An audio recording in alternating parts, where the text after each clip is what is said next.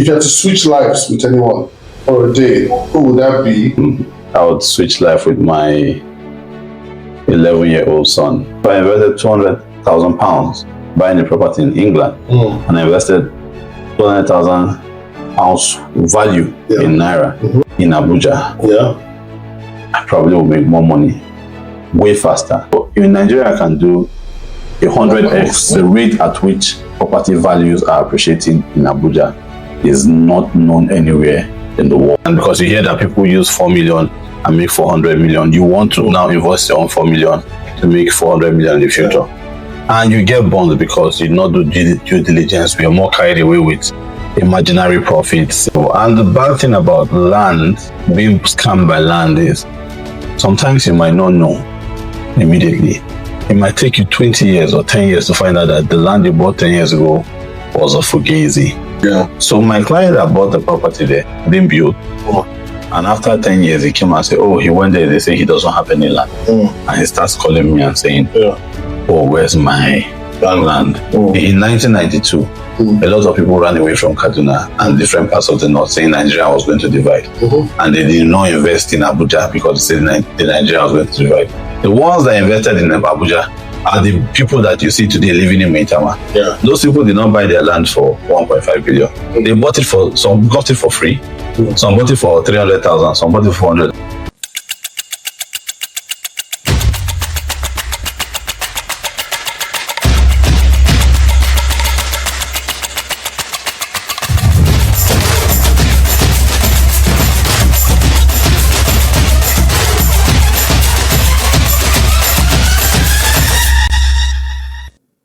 Hello everyone, I'm your host. Welcome to Love Family Podcast.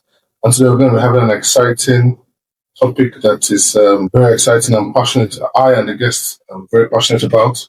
Today we're going to be discussing real estate. And to be precise, we're going to be talking about Nigerian real estate industry versus the Western real estate industry. To be precise, our focus will be on United Kingdom.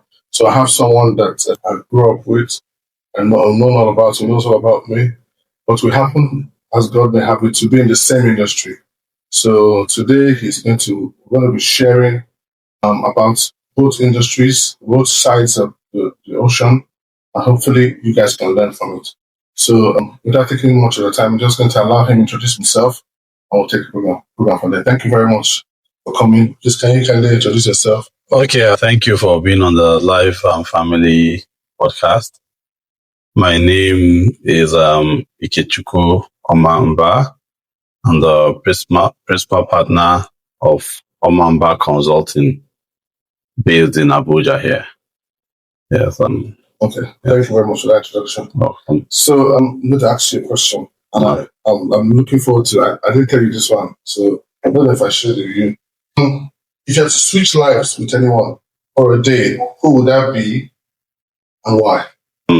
It's a trick question, but I would answer honestly. If I'm to switch life for a day, I would switch life with my 11-year-old son. It's funny because he doesn't have to think about so much. He just wakes up, gets dressed for school, breakfast is on the table, and heads to school. Comes back from school, has his playtime, has his reading time, and he just lives life for the fun of it without having to go through so much adulthood stress. Yeah, so in that light, I would say, if I'm to switch lives for a day, you said, yes, I would want to be in where I can wake up and don't think of anything and just enjoy life in its full form. However, that's not to say I don't have mentors I look forward to, like the person I worked with, Chika Iguatu. He was an inspiration to me. I worked with the firm for over 15 years, and I would say I learned a lot. I went through a proper training as a professional, as an estate surveyor and valuer, and he inspired me in so many ways, aside from the practice. So there are so many people I could look up to as mentors. But if you say for a day, I just want to be my son. Oh, that's good. All right. Thank you very much for that response. We're going to take you forward by going to the main issue topic we have for today. So, what are some of the key differences between, or that I've noticed between the UK and Nigerian real estate industry, and in terms of market maturity, what are some of the key things, basically, or key differences? Okay, so interestingly, I would say there's a whole lot of difference. A whole lot of difference. Nigeria is called a developing economy. A developing economy, while UK is considered a developed economy. Okay. So that makes a world of difference. And also makes a world of difference in terms of opportunities that are available in both sides of the ocean. Okay. But for the UK, it's a more established economy whereby you can say your ROIs, as your return on investment, is a certain percentage. You know, you can say, okay, I want to buy a property in Canary Wharf, and you're buying a property in Canary Wharf. I mean, the rent there is basically fixed. Mm-hmm. If you want to sell that property within a year, the profit margin and what you bought cannot be so much. It's just maybe within maybe a certain percentage, no matter what improvements you carry out on the property and whatnot, because it's already a developed economy and they have established rates around certain locations. So the room for market flexibility is not that much. Okay. But in terms of stability, it's there because their inflation rates are not so high, it's properly managed. So you just find out that maybe between a 1 to 5% inflation rate within a year could occur maximum. Okay. You know, but in the Nigerian market is a different context. It's completely different in the sense that it's a developing economy. And for now, I think I'll just major my focus on two cities, Abuja and Lagos. Okay. We have 36 capitals and FCT. 36 capitals in 36 states and FCT. Well, I'll focus my discussions on Abuja and Lagos. Okay. In Nigeria, what is happening right now is unprecedented in terms of real estate development.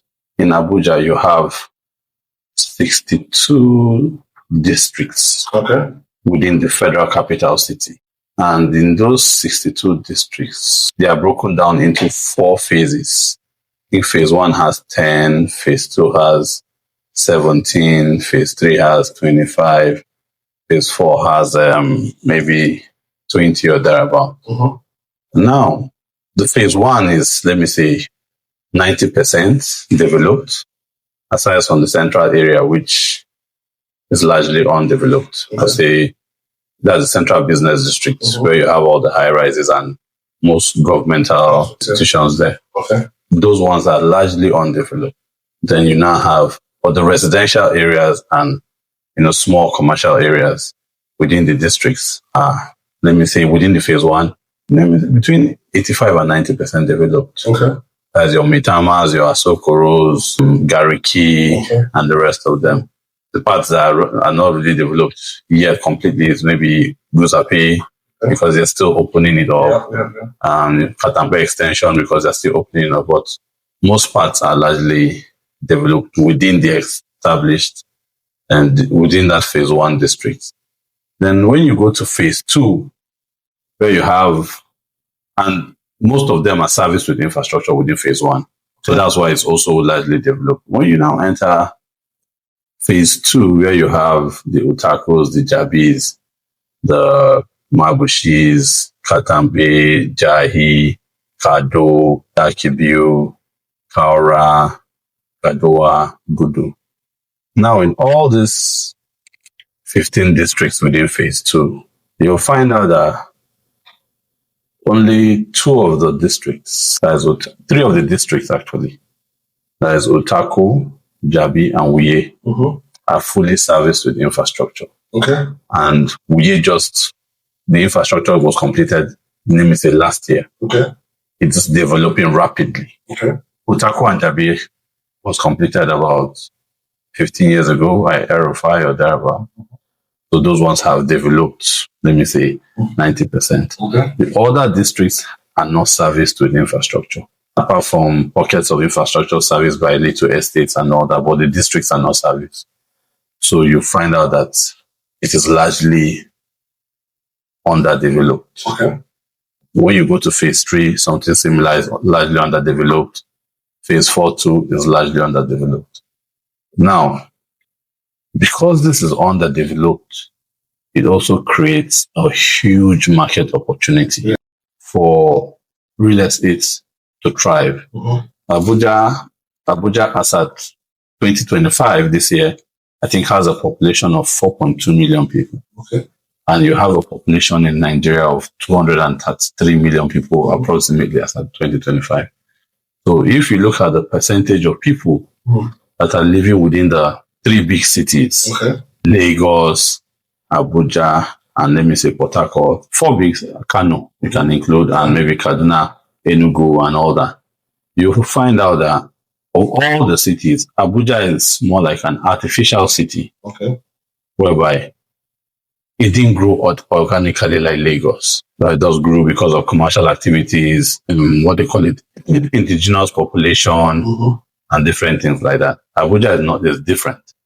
The indigenous population here is, they live mostly in their suburbs. Most people that come into Abuja come because of politics, government, in fact, mostly for government issues or things related to that.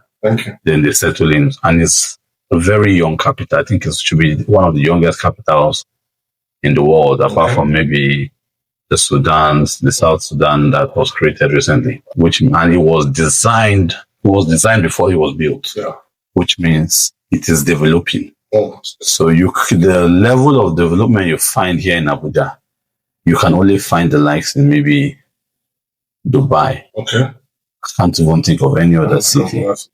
Yes. Much appreciated. And thank you for taking out your time to let us know more about the Abuja real estate industry. So I'm going to take this forward. I want you to talk us through into what we're looking at. So when we say, talk us through returns. Let's say, for instance, someone invested, let's say, £100,000 worth of, or £200,000 worth. And someone was to invest that same amount of money in Abuja. £200,000 worth of investment in the UK, vis-a-vis how much you're going to get on the rental, depending on the area where you are, or say £100,000, I do the same. So what are even if you don't use these figures, I say, what's the returns like?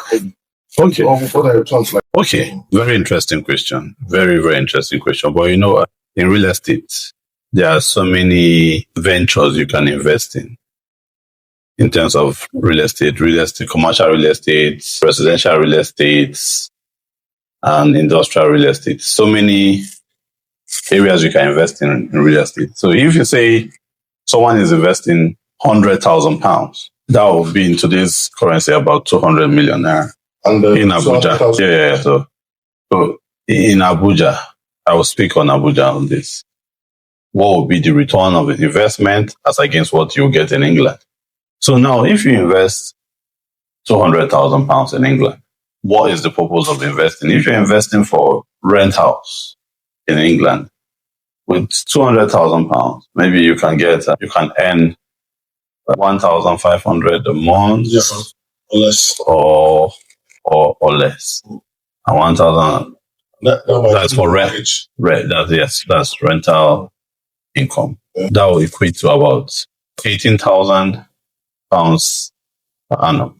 And if you're saying £18,000 per annum, you're also looking at a return of about 36. So £18,000 per annum will not come to you net if you're investing in England. Yes.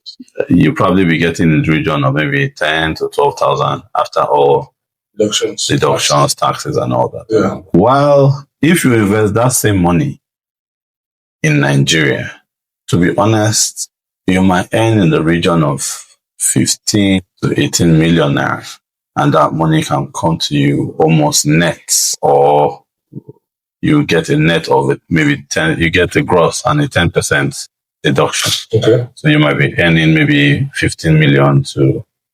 The difference is in England, the rent is almost secured in terms of defaults. It's quicker to get a tenant out. If it defaults on rentals, there are laid down procedures to follow to get a tenant out.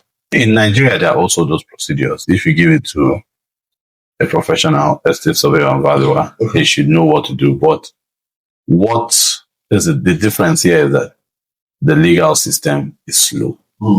You will definitely get your tenant out, but it might take you a year or a year and 6 months. It all depends on how quick the legal system moves, but it's quite slow because maybe we have too few judges for so many cases. And unlike in England, where the council steps in and they have laid down procedures to kick a tenant out, sometimes it's not as easy as it is. No, sometimes it's not as easy, but sometimes people will not stay in a lot of properties for a long time.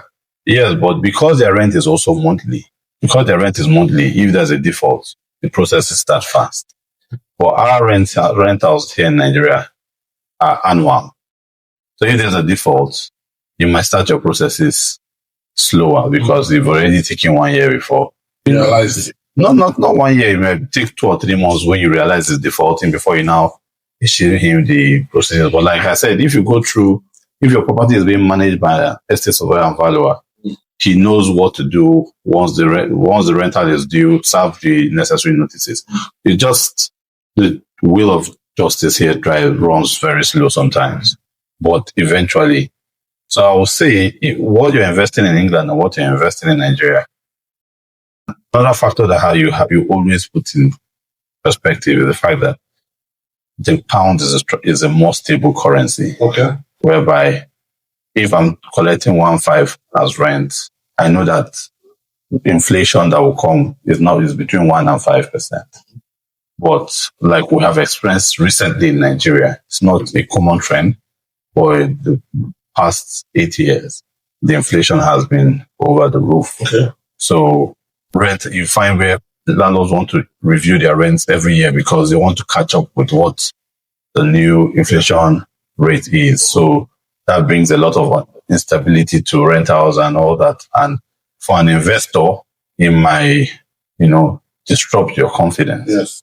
That's just it. But it's not to say eventually we'll not get there, but because there's just been a massive disruption in the system. So a lot of people for now are confused on what their rental should actually be. What should I price my property as based on vis-a-vis what I have invested, But another thing, if you now go to say sales, if I invested 200,000 pounds buying a property in England and I invested 200,000 pounds value in Naira in Abuja, I probably will make more money way faster. I'm coming to that. So I will probably make more money in Nigeria than I'll make in England faster. So in Nigeria, I can do 100x. When you said faster? Yes, within 1 year, I can do 100x on my investment. Wow. And this is what I explained earlier in this podcast to say a developing economy and a developed economy. England has established prices already, established values, locations are pretty much established. But in Nigeria, in Abuja now, the new minister, Nelson Wike, has been doing fantastic in terms of opening up the city. For 8 years, the city, over 10 years, not even 8 years, over 10 to 15 years, since El-Rufai left, the city has felt stagnated. No new districts have been opened, no new roads have been opened, therefore putting a lot of pressure within the phase 1 and part of phase 2 on the infrastructure. But with Wike coming up and opening up building new bridges, new roads within phase 2. So if you're driving around Abuja, you find out that there are a lot of places that look like bushes and all that. So with these new roads coming in, you find out that people's investments there are doing 100%, 150%, 200% within 8 months, 6 months. Because infrastructure is coming in there. we're making it easy for you to commute from point A to point B. So you now find out a lot of people are investing so much in this place, and therefore, because the demand has grown, the demand has grown, the supply is limited, is what it is. Okay. The plots don't change. If there are 3,000 plots in a district, is what it is. So then there is high demand, therefore it's driving up the prices of properties within this area. So I will say, because it's a developing economy, and this is unprecedented, it's not something you read in any economics books, the rate at which property values are appreciating in Abuja is not known anywhere in the world as of today. I want to give us like a guide. Let's see. So a specific property would look for XYZ, or maybe just like a guide. So okay, so I'll put in perspective. So last year, a client of mine bought a property in Katambe district in Abuja. Okay. Katambe district is just shares a common boundary with Maitama, but there was no access from Katambe directly to Maitama. Okay. He bought the property for 70 million. The land. In Naira, 70 million Naira. As of then, the infrastructure, nobody had not announced any infrastructure development or anything. So he just bought it as, okay, for short future purpose, he could develop and build. Then, within 3 months of him buying the property, a bridge was awarded to link Maitama and Katambe. Before the commencement of that work, within 3 months, the property appreciated 100% from 70 million to about 150 million. Wow. And that's within 3 months. 3 months. 3 months from the time when he paid 70 million. From the time he paid 70 million till when the bridge was announced. Okay. Whilst the bridge commenced and the district looks like it's linking to each other, which means you now have direct access on Katambe to Maitama within a 2 minutes drive. Okay. The property went from 150 million to 300 million within 1 year. Wow. This is an astronomical increase. Yes, it is. And this is the reason being a plot of land of about 1,000 square meters in Maitama today is 1.5 billion naira. Wow. Well, that same plot of land in Katambe, which is the closest district that could link Maitama, is selling for 300 or 250 million, depends on the part of Katambe. Okay. Now, Katambe is not fully serviced. The only thing that has been awarded is a link road and the servicing of some areas leading to the judges' quarters. Okay.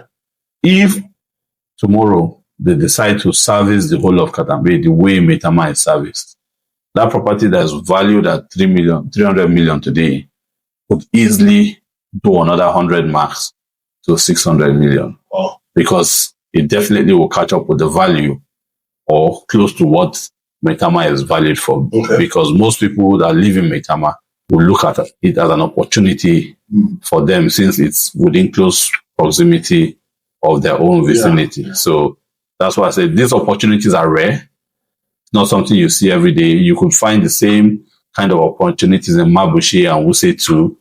You could find the same opportunities in Kaura and central area. Okay. You could find the same opportunities in Gudu and Gadua and the Apollo Status Quarters area and all that. So those opportunities are there. And the more they keep linking these roads, the property in these areas keep appreciating. Thank you very much for those responses. And I'm sure a lot of people are learning and getting better understanding about, especially the Nigerian side of things. It's more.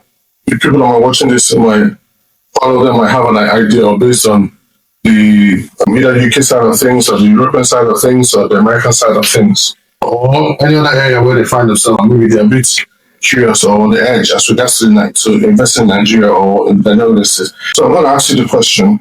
A lot of people have been burnt by trying to invest in Nigeria. It's either they sent money down through a brother, cousin, uncle, or somebody they know, and either to build them a country home, and that's has gone in the drain, or they invested into some developers. I'm sure you can see everywhere in the streets of Abuja, people are handing out flyers and all that, telling you about one property there, one property there. Same thing happens in Lagos, same thing happens across Nigeria. A lot of people have keyed into things like that because they're trying to be proactive and they're either abroad or here.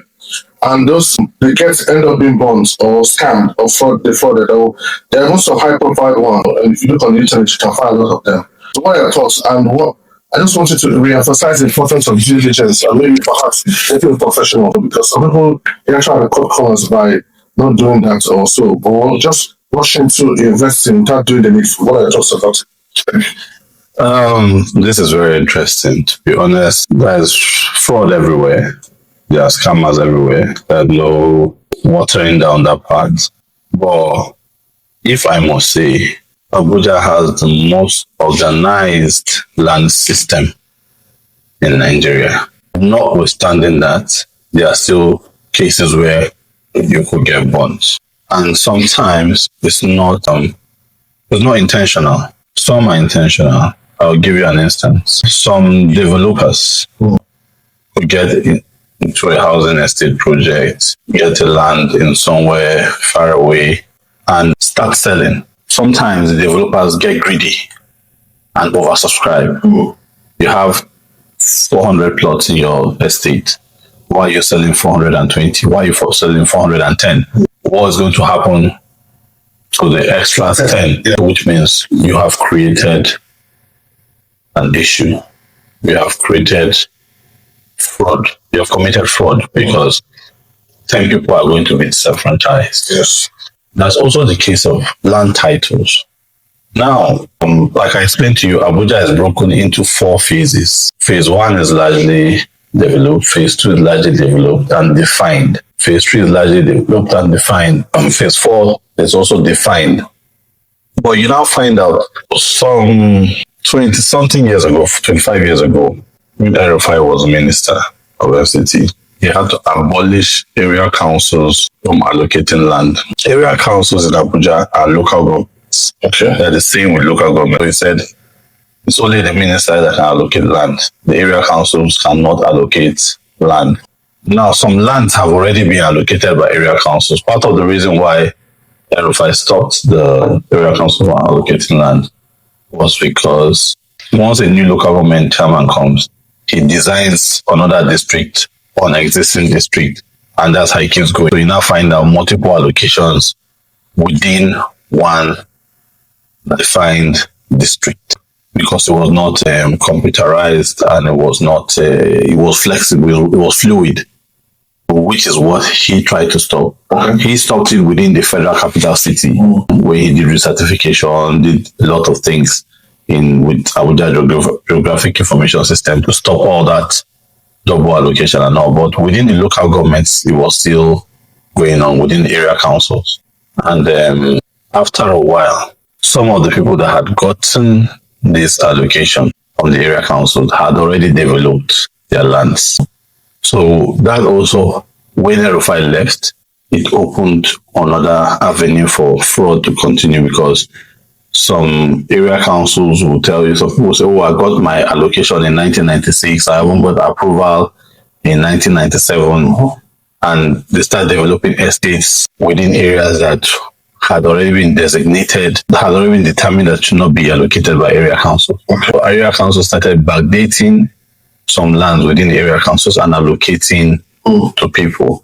And so sometimes FCDA to come and say, this place is not recognized by FCDA based on the minister's stance at the time, which had been gazetted, and so area council plots have been revoked. So you now find out FCDA taking over, or FCTA taking over area council lands, and some people claim we have already developed. Meanwhile, at that point, there's a miscommunication between the government agencies, but FCTA is the owner of all the land. The minister has authority over all the land in FCT. So therefore, that land is revoked. So some people that have invested heavily could lose their money. And like I said, it's not exactly fraud. It's just an unfortunate situation. But there are secured areas where people can invest their money. Any title that comes from FCDA and AGs is secured. Any title that comes from FHA is mostly secured. FHA2 has its little issues because they are not fully computerized. So you now find that the system sometimes is fluid, where multiple people have one allocation, but people try to forge people's documents. Not necessarily FHA not doing the right thing, but because the document is not computerized, the security is maybe low on the documentation, so they try to forge those documents. But in terms of security, if people that buy properties and buy through seasoned professionals like estate surveyors and valuers really fall into problems, because it is the job of the professional to do his due diligence and say, not because it's cheap, then it's affordable, you should buy. So a lot of people rush into, the land is 3 million, it's 4 million, and you want to invest it. And because you hear that people use 4 million and make 400 million, you want to now invest your own 4 million to make 400 million in the future. And you get burned because you did not do due diligence. We are more carried away with imaginary profits than doing due diligence on those properties. So those things tend to put a lot of people in trouble. And the bad thing about land, being scammed by land, is sometimes you might not know immediately. It might take you 20 years or 10 years to find out that the land you bought 10 years ago was a fugazi. And at that point, you must have, you feel like this your getaway from poverty or from whatever, you feel like you have a backup that is appreciating somewhere because you've done land banking, and then I'll tell you don't have the land. But if you go through the right professionals and someone that is knowledgeable, they'll always advise you. Personally, in my early practice as an estate surveyor, I sold the property to someone within an unpack district.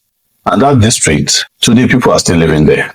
They revoked it and say, here now part of Gozapi, blah, blah, blah. It's no longer unpack. But they went to court, and the court said, those that have built the houses, they are legitimately there because they had all proper title at the time they built. But now those that have not built their titles, the government has taken over the place because it's no longer unpack's responsibility. So my client that bought the property there didn't build. And after 10 years, he came and said, he went there. They say he doesn't have any land. And he starts calling me and saying, where's my land? This was I had to bring out all the judgments in newspaper publications and to send to him. I mean, even if he probably understood, I felt heartbroken that money that should have appreciated solidly no longer existed. So after that experience, I never had any transaction with anything unpack. Not because they are not legitimate, but just because it could go south. Yes, I appreciate that. Quite a lot of people are living in rental properties, both here, abroad, and all that. And to a great extent, one of the reasons is they don't have the funds to buy. So, and the mortgage is high, or I don't know if the method of requirements to get a mortgage here. So, what are your thoughts? How can people, without raise funds, or what should we do to raise funds to get a home or buy an investment property or land banking or what have you? This is a very interesting take. Nigeria has a mortgage system, but largely serves the civil servants or those in some form of organized employment. It really serves business people or traders or anything. However, there are also, and now speaking of Abuja, there are unique opportunities that I don't know exist anywhere in the world as of today. A lot of the development going on in Abuja is not compared to anywhere existing in the world today, aside from Dubai. I'll come to that later. But the development going on in Abuja right now is unprecedented because there are a lot of lands. People have a lot of lands. Now it's not easy to get the finance on the bank. Even if you want to get the finance on the bank, interest rates are quite high. So what they do is to parcellate the lands within these places and sell plots to individuals. Now these plots sometimes will come as cheap as 2 million, 3 million in the suburbs, 1 million, 1.5 million. Like close to the train station, you find if you go there, you find a lot of developments going on.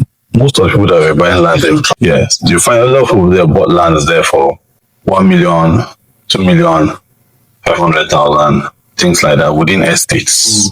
Because the estate developer aim is to ensure that activities start in his estate. The estate is being developed. I mean, when Ochacho started himself, Ochacho started selling lands in his own estate at 3 million, 2.5 million, you know, and they give you the opportunities to pay maybe within 1 year or within 18 months. I mean, it's big for some people, but in the context of land development is a very minute value. And but people don't see this, a lot of people don't see these opportunities or don't trust the opportunities. You know, because when they come, they say, oh, this place is so far. Now, but the thing is, for distance, where there's no development. And what they fail to understand is that Abuja is not developed. Abuja is, as of today, let me say, with 4.2 million people living in the city, I mean, of a population of 233 million, Abuja is barely 10% developed. So where you look at as far today is practically a 10-minute drive to the city center or 15-minute drive to the city center. I mean, there might not be access road today, but over time, development will reach there and those access roads come. So a lot of people are skeptical to say, oh, I don't want to go to where somewhere far. I'll give you an example where I live. When I moved in, I was living in Jabi, and when I wanted to get a house, I came to Mbora. Yeah, I was living in a rental property in Mbora. And I told my wife we need to get somewhere. We didn't have enough money then, but we found somewhere in Mbora. We got a house at Kakas then. What do you mean by Kakas? Kakas means the house had been developed to like a substructure. It was not finished. It was developed, it was not finished. They had roofed, they had plastered, but no windows, no doors, no nothing, just empty shell. It was just like a shell of a house. So I said, okay. And it was an 8 minutes drive from Jabi, where I live. But for people in Abuja then, it looked like, oh, it's too far from town. Because even people living in Jabi, at that point, they looked at you're living far from town because people were used to living within just one cycle. You know, but experience had taught me, you know, but my mother had, when I was younger, when we were living in Kaduna, we were living in Nuhaliu. And when my mother was building a house in Bana, Gabon, a lot of people say, can you even leave that place? You live in that place. You're the only person living there. The place is so lonely. And robbers will disturb you. And my mother said, I cannot continue to pay rent. This is where I can afford to build a house. And right in my face, within 10 years, there was no empty land, no empty house within us. So that had given me an experience earlier in life to say, as long as people are living there, luckily there was even road, there was infrastructure. So it's just that people were not conscious or were not aware of the location. So I said, oh, I will go there and just start doing the work. And I came here, 11 years ago. 11 years after, there's no single vacant house in this estate. There's no, in fact, the funny thing, you now have more foreigners living in this estate than the ones in Jabi or Otako. Okay. Because there's an industrial area where most foreigners are. There's an international hospital close to the estate. There's a university close to the estate. Yeah. That's Base University and Nine University. So the quality of occupants became better. And the population naturally came into the estate. Okay. You know, so for me, those opportunities are still available in Abuja, yes. But it's just for people to open their eye and say, you know what, let me take that first step. Because some people now say, oh, I want to live in Metam, I want to live in Jabi, I want to live in Otako. But you're living in a rented house. Why don't you start, just build for, say I want to rent it for commercial purpose. And let nature take its course. I've had countless friends that have said, oh, when I say, come and buy a land in Life Camp, oh, they're selling this land for 10.5 million. A true story. They're selling the land for 10.5 million, 11.5 million within an estate. very beautiful estate service. I called a couple of my friends. They say, no, I don't need house. I already have house. I said, no, you are living in Lugbe. Why do you want to stay in Lugbe? This place is close to town. Yeah. It's a more beautiful estate. I said, no. I said, okay, you know what? Just buy the estate. You had the opportunity of paying that 10 million in multiple installments, as most developers do, because they are also trying to raise funds to do their own project. Yeah. So buy multiple installments, start building, put your loose change here. 3 of my friends that did this today are living in this estate because they now realize that was the most valuable asset they had, and in better location. They moved out from the houses they were living, which was farther away from town and in less service district, to hear that they bought for little or nothing as compared to the value. A property that within the land and the development, they spent tops of 40 million 5 years ago. Okay. Today is worth 200 million. Wow. Those are the opportunities 5 years ago. Those are the opportunities. Average, because average property in the UK would double, let's say, about 10 to 12 years. Yeah, so we will put the inflation into consideration. But regardless of that, you're making over 100% profit even with the inflation. So that I said, it's a unique situation which is driving it. And you cannot underplay the population. We have a more dynamic population, more educated population. You have a large influx of people coming into Abuja from all the fringes, from Niger, from Kaduna, from Maiduguri, from Enugu.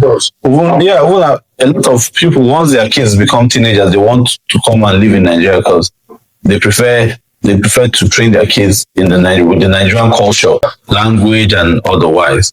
So that is also driving this real estate craze within Abuja.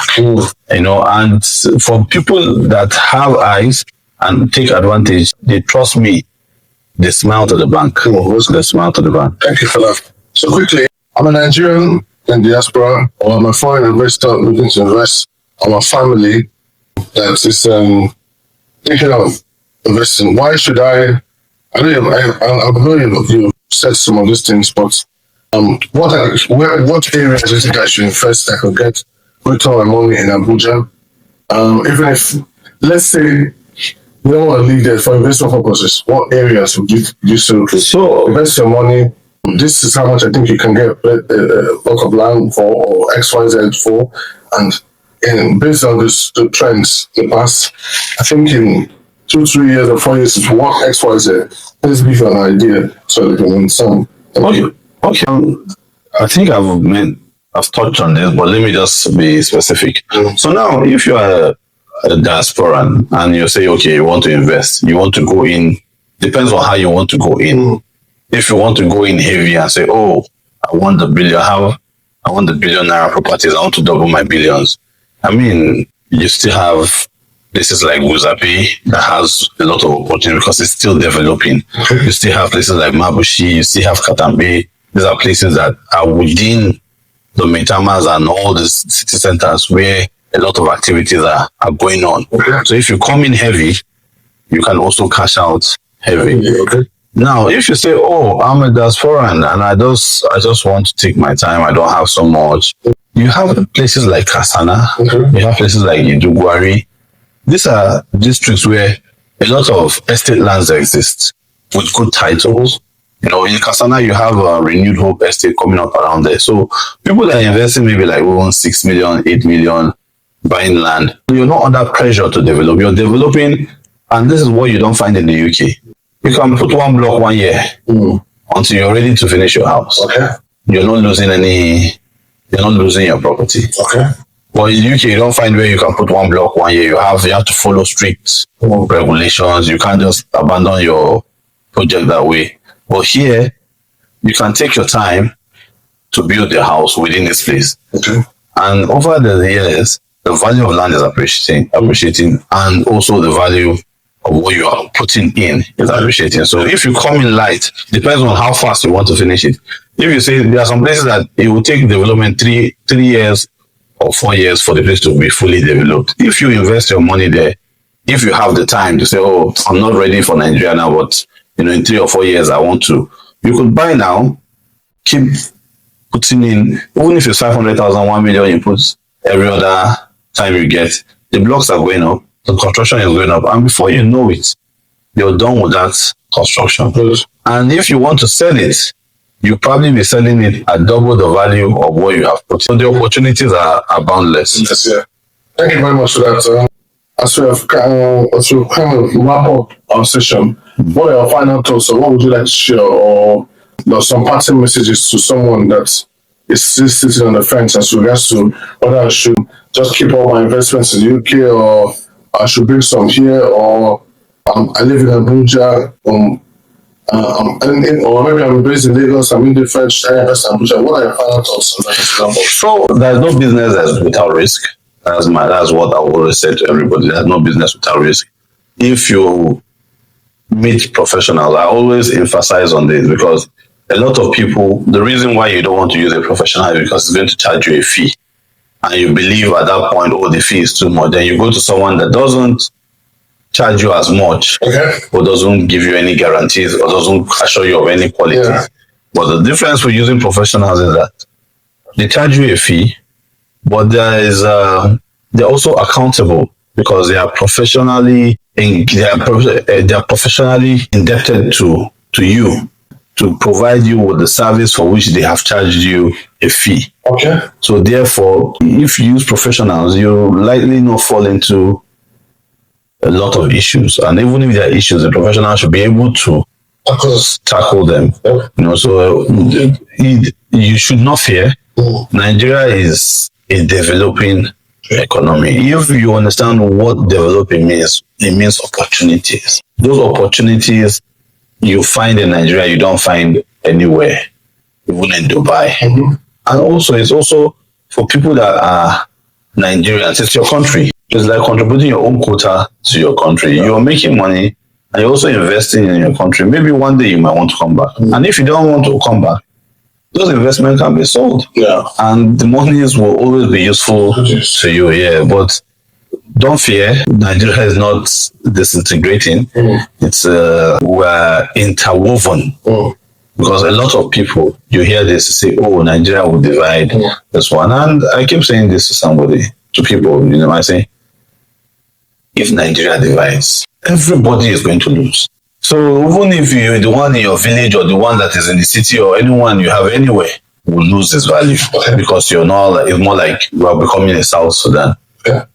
So are you going to say in 1992, a lot of people ran away from Kaduna and different parts of the north, saying Nigeria was going to divide, and they did not invest in Abuja because they said Nigeria was going to divide. The ones that invested in Abuja are the people that you see today living in Maitama. Yeah. Those people did not buy their land for 1.5 billion. They bought it some got it for free. Some bought it for 300,000. Some bought it for 100,000. Well, because they're willing to put a stake in the country. Yeah. They are benefiting today.